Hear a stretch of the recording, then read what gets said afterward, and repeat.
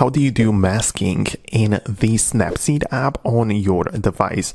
So let me show you how it works, and if it's your first time in here, subscribe and we can get started. So when we get into the Snapseed, we can start editing our photos. So I'm going to click on the button to start and import a new image, and let's say that I import, for example, this picture. And in order to perform or add some mask, at first we need to decide which feature we want to mask out, or which, effect. So instead of in here, we can see the tools at the bottom. I can swipe up onto the tools and essentially choose anything I want, but a good example would be the lens blur.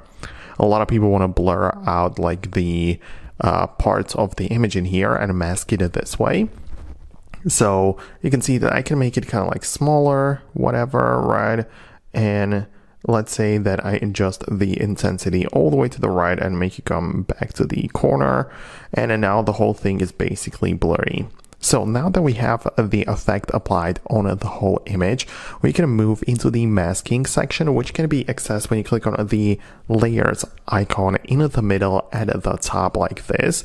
And as you can tell, we only have the original layer as well as the blur effect. And then next to the blur, we have the mask tool. And then now, essentially with my finger, I can select the areas where the blur is going to be applied.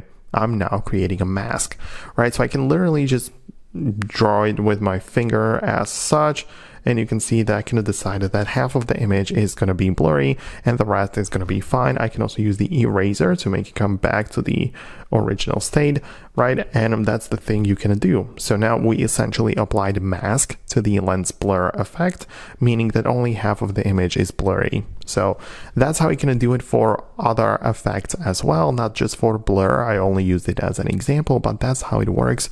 If you like this type of video, subscribe and hit the thumbs up, and I'll see you in the future uploads.